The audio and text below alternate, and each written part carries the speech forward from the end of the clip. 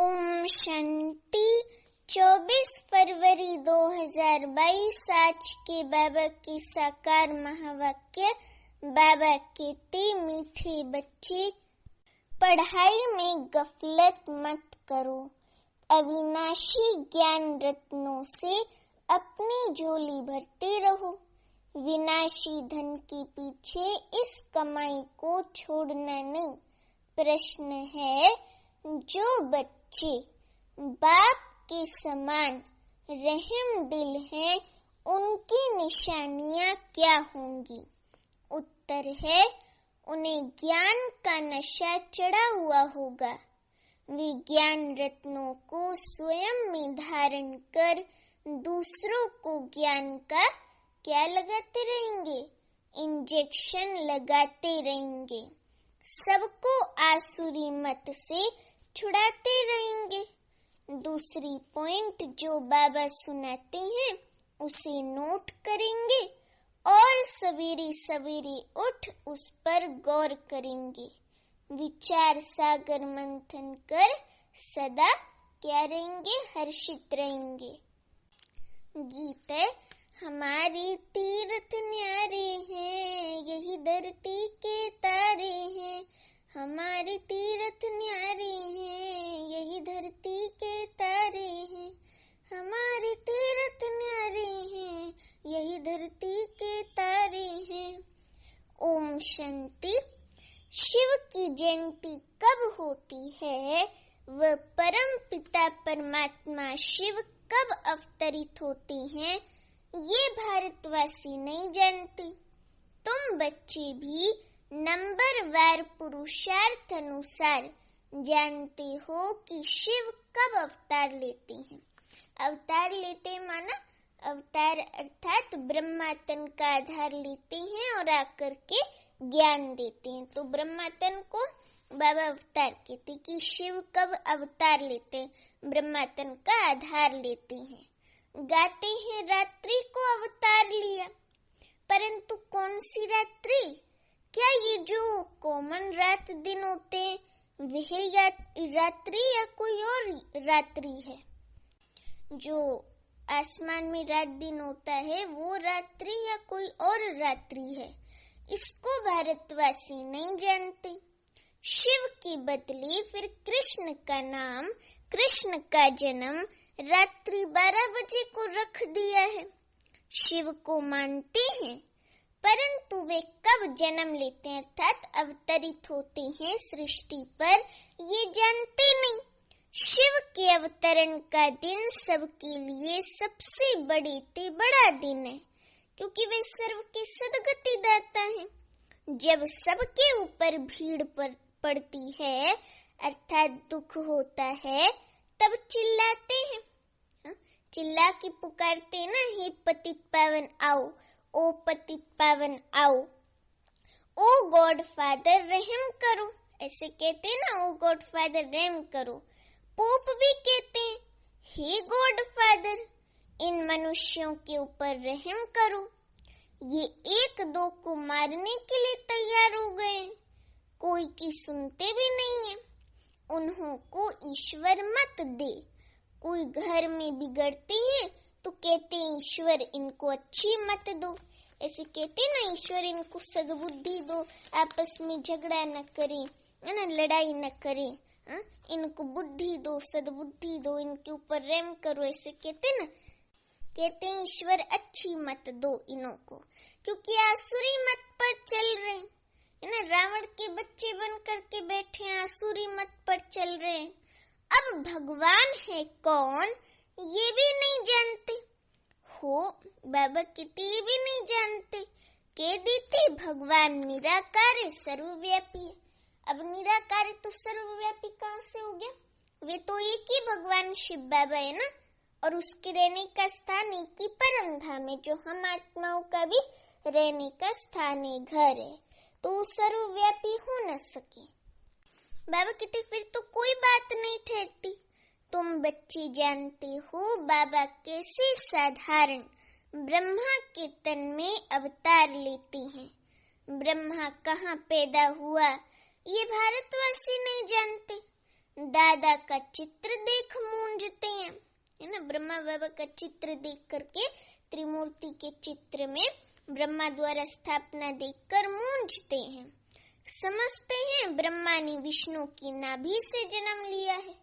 अब ऐसा तो कुछ हो ना सके ना, ऐसे तो नहीं हो सकता। तो बाबा कहते वो समझते हैं कि ब्रह्मा ने विष्णु की नाभि से जन्म लिया है। अब नाभि से जन्म तो किसका हो नहीं सकता, अभी नाभि से थोड़ी ना जन्म होगा। तो बाबा कहते नाभि से किसी का जन्म तो हो नहीं सकता। विष्णु कहाँ का रहने वाला है, किसकी बायोग्राफी को जानते ही नहीं, एकदम बेसमझ है ना, बेगानी है, जैसे कि किसी की बायोग्राफी को जानते ही नहीं है। क्या ब्रह्मा द्वारा विष्णु ने सब वेदों का सार सुनाया? ब्रह्मा को हाथ में वेद दे दिए हैं। ब्रह्मा की 3 मुख दिखाते हैं ना, और हाथ में वेद दिखाते हैं, और बाकी कुछ चीजें 3 चीजें दिखाती हैं। ब्रह्मा को 4 हाथ देते हैं, तो वेद शास्त्र ब्रह्मा को दिखाते हैं। बाबा कहते ये भी नहीं हो सकता। बाप समझाती हैं, एक तो बच्चों को देही अभिमानी होकर यहाँ बैठना है, अर्थात आत्म अभिमानी होकर के बैठना है, देही अभिमानी बनना है। देह अभिमानी नहीं बनना, देही अभिमानी बनना है। तो हम आत्मा परम पिता परमात्मा से इन कानों द्वारा सुन रहे हैं, परंतु बच्चे घड़ी घड़ी भूल जाते हैं। हम आत्माओं के साथ परम पिता परमात्मा शिव बाबा वार्तालाप कर रहे हैं, जो सबका सदगति दाता क्या है, जो सबका सदगति दाता ज्ञान का सागर है, वो बैठ बच्चों को पढ़ाते हैं। ये सिवाय तुम्हारे किसके बुद्धि में क्या नहीं होता, बैठता नहीं है, इसलिए इतना रिगार्ड नहीं रखते हैं। जब बुद्धि में कोई चीज बैठे, अच्छी चीज, तभी तो उसका रिगार्ड करेंगे ना। अगर बुद्धि में ही ना बैठे तो रिगार्ड थोड़ी करेंगे। तो बाबा कहते कि अभी बुद्धि में बैठता नहीं है, इसलिए रिगार्ड नहीं रखते हैं। अगर निश्चय है कि भगवान पढ़ाते हैं, तो ये पढ़ाई 1 सेकंड भी नहीं छोड़ सकते। ये पढ़ाई आधा पौना घंटा चलती है। बाप कहते हैं सिर्फ मुझे याद करो, बस एक ही काम करो, है ना, बाबा को याद करो। ये एक बात कभी नहीं भूलो, बाकी तो है विस्तार। बाबा समझाते हैं ये जो वेद शास्त्र पढ़ना, दान पुण्य करना, है ना, जप तप आदि करना, ये जो भी करते आए हो, ये भी ड्रामा बना हुआ है ना, अनादि बना बनाया ड्रामा है। तो उसमें ये सब भक्ति मार्ग का भी करना नोंद है ड्रामा में। आधा समय ज्ञान और आधा समय भक्ति, है ना, आधा समय ज्ञान आधा समय भक्ति। ब्रह्मा का दिन है सत्युग त्रेता, और ब्रह्मा की रात है द्वापर कलयुग। तो ब्रह्मा का दिन, ब्रह्मा की रात, ये कॉमन दिन रात तो जानवर भी जानते हैं, परंतु ये ब्रह्मा का दिन रात तो बड़े विद्वान भी नहीं जानते। ये जो ब्रह्मा का दिन और ब्रह्मा की रात है ना, ये तो बाबा कहते बड़े बड़े विद्वान भी नहीं जानते, केवल हम बच्चे ही जानते हैं। बाबा कहते तुम बच्चों को गृहस्थ व्यवहार में रहते, धंधा आदि करते पढ़ना भी जरूर है ना। बाबा की पढ़ाई भी जरूर पढ़नी है, इसमें गफलत नहीं करनी चाहिए। बाबा जानते हैं फलाने फलाने गफलत करते हैं, रेगुलर पढ़ते नहीं है तो नापास हो जाएंगे, वह कम पद पाएंगे, क्योंकि विनाशी धन के लोभी हैं। अविनाशी ज्ञान रत्नों का उन्हों को कदर नहीं है ना। विनाशी ज्ञान रत्नों का जो स्वयं भगवान के मुख द्वारा उच्चारा हुआ ज्ञान है, उसका उनको वैल्यू नहीं, कदर नहीं है। ये तो तुम बच्चे जानते हो। साथ में ये अविनाशी रत्न ही चलेंगे। जिन्होंने बहुत पैसे इकट्ठे किए हैं, उन्हों के पिछाड़ी गवर्नमेंट पड़ी हुई है। जैसे मनुष्य का मौत आता है तो पीले हो जाते हैं। वैसे गवर्नमेंट के ऑफिसर्स लेने के लिए आते हैं तो पीले हो जाते हैं। देखो दुनिया की हालत क्या है। हम समझाते हैं बच्चे, बहुत समय बहुत थोड़ा है। देखो आज बाबा ने हम बच्चों को कहा, बाबा हर बच्चे को समझाते हैं, तो बाबा खुद को कहते हम समझाते हैं बच्चे, समय बहुत थोड़ा है। इस मृत्यु लोक को नरक कहा जाता है। कहते भी हैं हम पतित हैं, फिर भी अपनी मत पर चलते रहते है ना। पता है हम पतित हैं, पतित पावन बाप को पुकारते हैं, लेकिन अपनी मनमत पर चलते रहते हैं, है ना। वो उनको शिव बाबा की श्रीमत तो समझ नहीं आती, तो अपनी मनमत पर चलते हैं। मनमत पर परमत पर कॉन्फ्रेंस करते हैं कि शांति कैसे हो, धर्म वाले आपस में ना लड़े। एक क्रिश्चियन धर्म वाले ही अपने धर्म वालों से लड़ रहे हैं। अब उन्हों को मनुष्य कैसे शांत कर सकते हैं। बिल्कुल ही निधड़के है ना, बिल्कुल ही निधड़के हैं। उनका कोई धनी धोनी नहीं है ना, निधड़के हैं दुनिया वाले। हम तो धड़के हैं ना, हम बाबा के बन गए। हमारा धनी धोनी बाबा है, धनी धोनी बाबा है हमारा। तो ऋषि मुनि भी कहते थे हम रचयिता और रचना का कि आदि मध्य को नहीं जानते। हाँ, आदि मध्य अंत को नहीं जानती हैं वो लोग भी। बाप कहती हैं तुम अपने धनी को नहीं जानते हो, मालिक को मानते हो तो जानना चाहिए ना। जिसके ऊपर मान्यता है, जिसको मानते हो उसको जानो तो पहले, तो वो भी नहीं जानते हैं। भगवान, ईश्वर, गॉड, ये सब भिन्न भिन्न नाम रखते हैं। वास्तव में है तो फादर ना, हमारा रचयिता है, हम उनके बच्चे ठहरे। माँ बाप, माँ और बच्चे, हम तो जैसे ईश्वरीय फैमिली ठहरे। कल या परसों भी बाबा ने ईश्वरीय फैमिली की बात की थी ना। हाँ, कल की मुरली में की थी। आज भी बाबा ने कहा ये ईश्वरीय फैमिली ठहरे। हम तो जैसे ईश्वरीय फैमिली ठहरे। माता पिता से जरूर वर्षा मिलना चाहिए।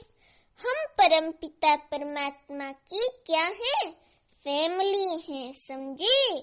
हम परम पिता परमात्मा की फैमिली हैं। बाप को सर्वव्यापी कह दें तो फैमिली हो न सके, है ना। बाबा को सर्वव्यापी कहना ये गलत है, ये सही नहीं है, रॉन्ग बात है। मालिक रचता की हम फैमिली हैं। शिव बाबा मालिक रचता की हम फैमिली हैं। आज से 5000 वर्ष पहले भी बाप ने बरोबर वर्षा दिया था। न सिर्फ हमको परंतु सबको देते हैं। हमको जीवन मुक्ति का देते हैं, बाकी सबको मुक्ति का देते हैं। कितना सहज है, कितनी सहज बात है ना, कितना सहज ज्ञान है। ये भी खुशी का पारा चढ़ना चाहिए। हमको बाबा जीवन मुक्ति का वर्षा देते हैं, ये भी खुशी का पारा चढ़ना चाहिए अंदर में। परंतु अहो मम माया, यहाँ से बाहर जाते हैं तो माया भुला देते हैं। अभी मुरली क्लास से बाहर निकलेंगे ना, सब ज्ञान भूल जाएंगे। तो बाबा वही कहते हैं, यहाँ से बाहर जाते हैं तो माया भुला देती है। बाप को ये भूल जाते हैं। अभी तुम बाप की बने हो, तुम ही जानते हो। शिव बाबा ने भी ब्रह्मा द्वारा हमको एडॉप्ट किया है। ऐसे नहीं कि ब्रह्मा विष्णु की नाभि से निकला। ये चित्र रखना चाहिए। बाबा एक चित्र के बारे में कहती हैं कि गांधी की नाभि से नेहरू, परंतु विष्णु की नाभि से इतना बड़ा ब्रह्मा कैसे निकलेगा। फिर ब्रह्मा बैठ नॉलेज सुनाते हैं वेदों की, सो भी कहाँ, क्या सूक्ष्म वतन में, कुछ भी बुद्धि में नहीं बैठता। एकदम बेसमझ बन पड़े है ना, हर कोई बेसमझ बन पड़ा है तो कुछ भी बुद्धि में नहीं बैठता। जिनको बाप से वर्षा लेना है वे तो ये सब बातें समझते हैं। बाकी सब के देते हैं कल्पना है। अब बच्चे तो मानते हैं बरोबर, बाबा सत्य सुनाते हैं शिव बाबा, और तुम ब्राह्मणों को फिर जाकर सबको सच्ची गीता सुनानी है। ये सच्ची गीता जो शिव बाबा अपने मुख द्वारा उच्चारते हैं, इस सच्ची गीता को मैं पूरे विश्व में फैलाना है। और अभी तो फैल भी गया है, और भी जो भी आत्मा मिले ना उसको ज्ञान देना है। तो तुम ब्राह्मणों को फिर जाकर सबको सच्ची गीता सुनानी है।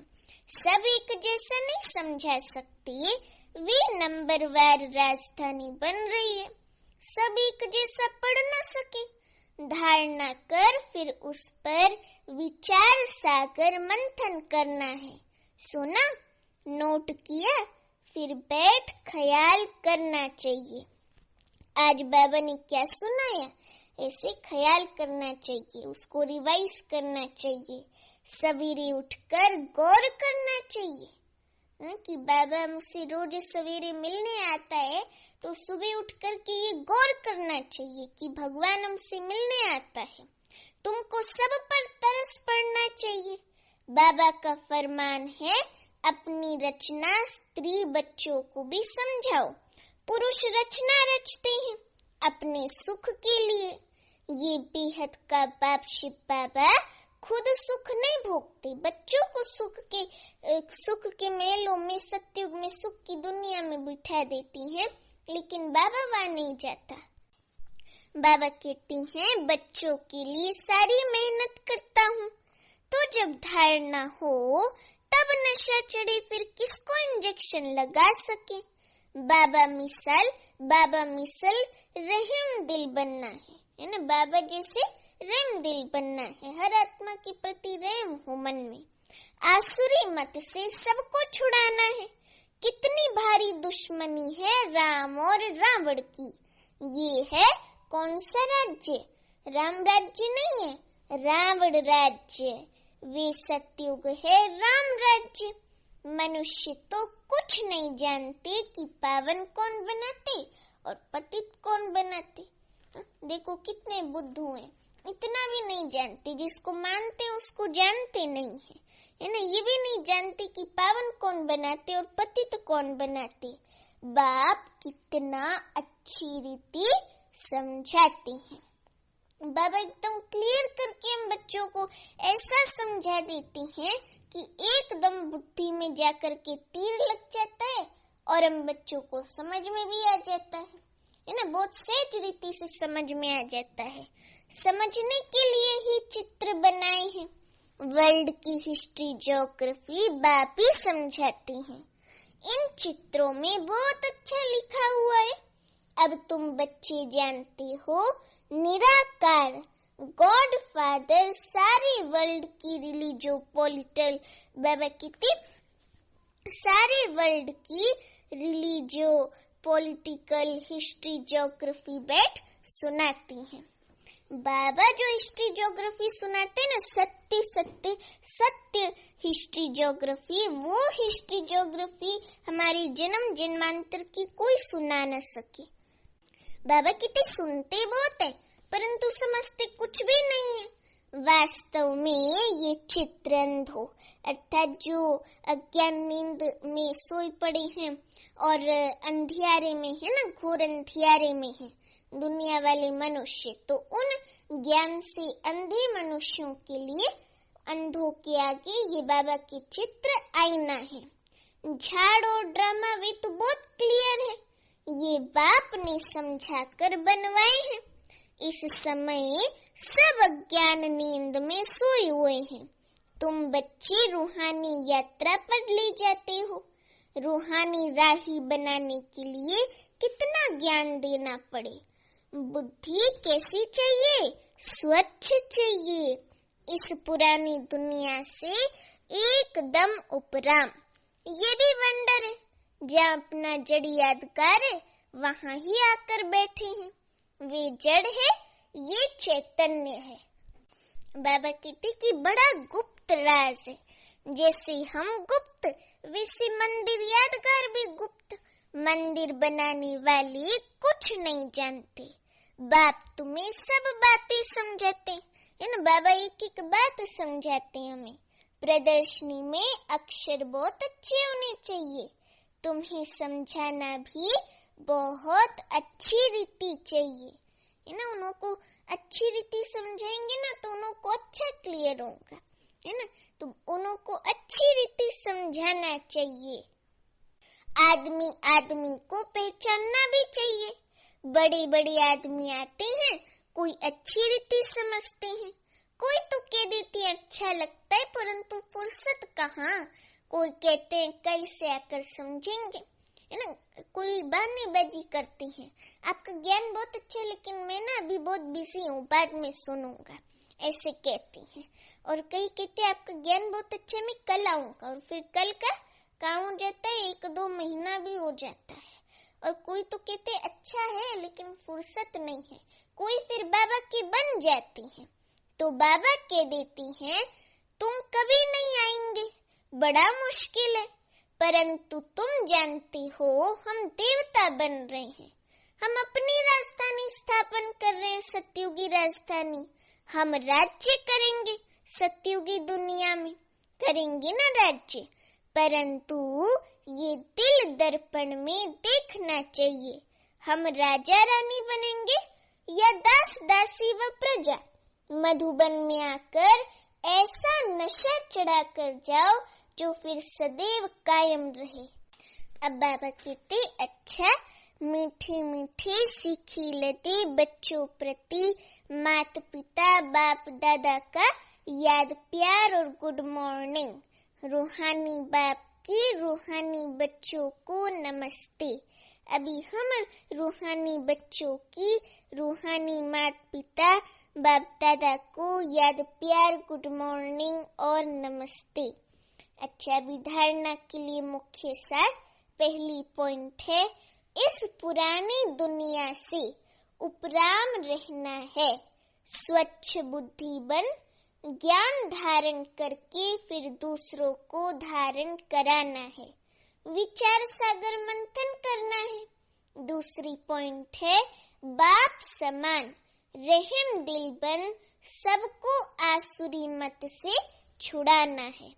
अभी वरदान है, परिवर्तन शक्ति द्वारा बीती को बिंदी लगाने वाली निर्मल और निर्माण भव। परिवर्तन शक्ति द्वारा बीती को बिंदी लगाने वाली निर्मल और निर्माण भव।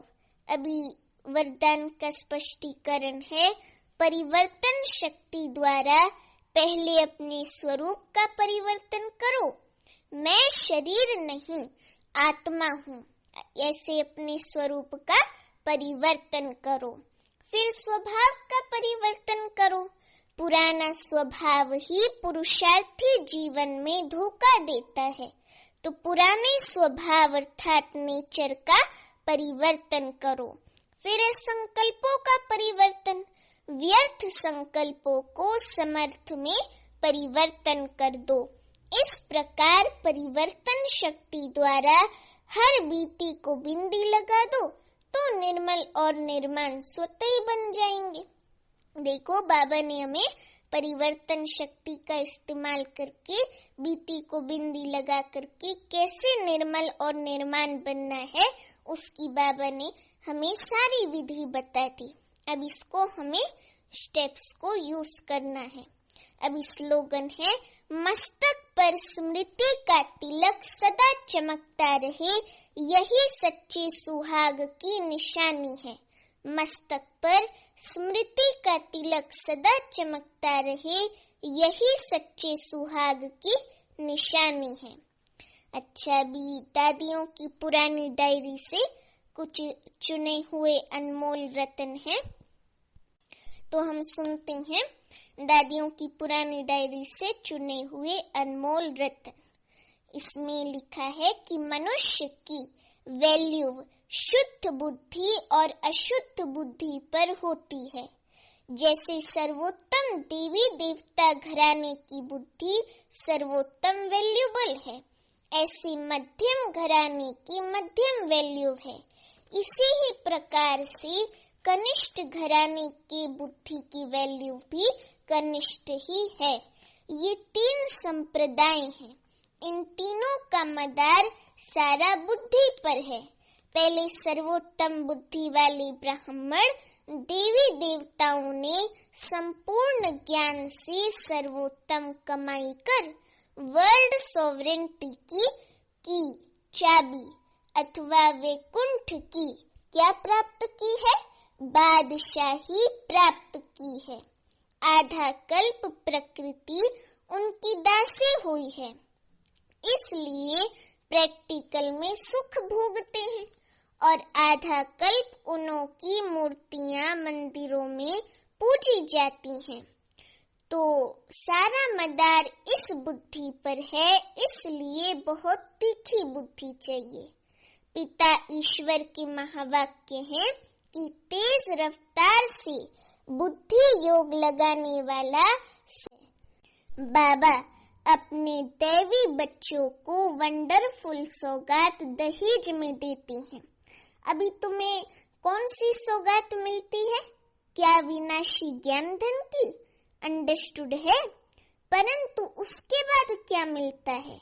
सारा श्रृंगार हुआ वंडरफुल वैकुंठ।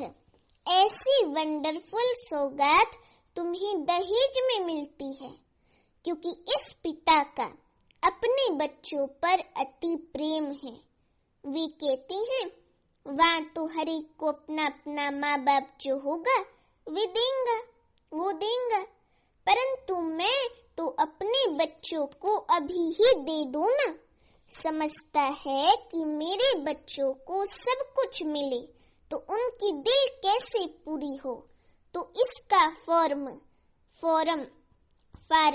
स्वरूप में सभी को वैकुंठ सौगात दे देता हूँ।